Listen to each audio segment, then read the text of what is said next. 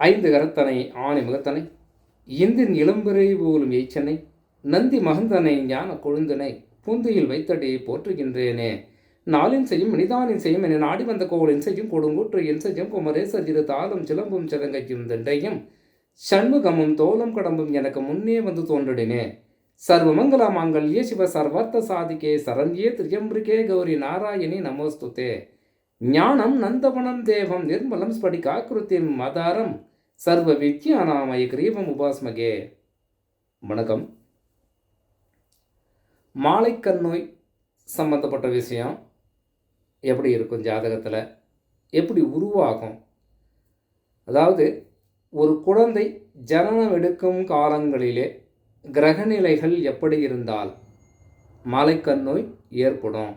அதாவது பொதுவாக என்ன சொல்கிறோம்னா, இப்போது வம்சாவளியாக இப்போ மருத்துவரிடம் போனால் என்ன சொல்கிறோம், உங்கள் அப்பாவுக்கு இருக்கா, தாத்தாவுக்கு இருக்கா, பாட்டிக்கு இருக்கா, பாட்டி அவங்க அம்மாவுக்கு இருக்கா, அதாவது பாட்டனுடைய அப்பாவுக்கு இருக்கா, இப்படி ஒரு கேள்வி கேட்பாங்க.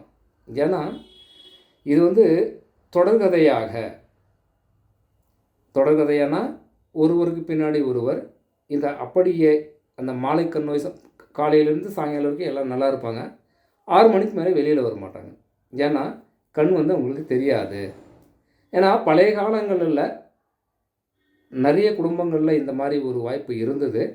இப்போல்லாம் மருத்துவம் அறிவியல் வளர்ச்சி அடைந்த பின்னாடி இதெல்லாம் குறைந்து விட்டது. ஏதோ 100, 100ல் 1, 1000ல் 1 அப்படின்ற ஒரு நிலைமையில் இப்போதைக்கு இருக்குது. அது நாம் முன்கூட்டியே அது எப்படி அறிகிறது, தெரிந்து கொள்வது எப்படி, மாலைக்கண் நோயினுடைய ஜாதகம் எப்படி இருந்தால் அந்த ஜாதகருக்கு கண் சம்பந்தப்பட்ட விஷயம் எப்படி இருக்கும் அப்படின்னு நாம் தெரிஞ்சுக்கலாம். அதாவது ஜாதகத்தில் லக்னாதிபதியும் 2க்கு உடையவனும் சுக்கிரனும் கூடியிருந்து லக்னத்திற்கு 3ஆம் இடத்தில் சூரியன் நிற்குமேயானால் அந்த ஜாதகன் பிறக்கும் போதே குருடனாய் பிறப்பான், பார்வையற்றவனாக பிறக்க அதிக வாய்ப்புகள் உண்டு. ஜாதக நிலையில் இப்படி இருந்தால் இருக்கும். அதே போல் அதே ஜாதகத்தில் சூரியனுக்கு பதிலாக சந்திரன் இருந்தால் அந்த ஜாதகனுக்கு 6 மணிக்கு மேலே கண்ணு தெரியாது, மாலைக்கண் அந்த ஜாதகனுக்கு இருக்கும் அப்படின்னு சொல்லலாம். லக்கின ததிபனோடு 2 அடி அதிபன் சுங்கன்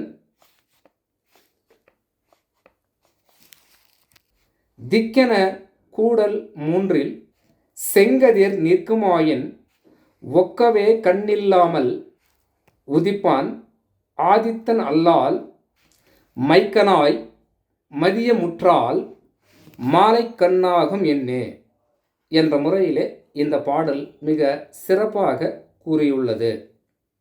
வணக்கம்.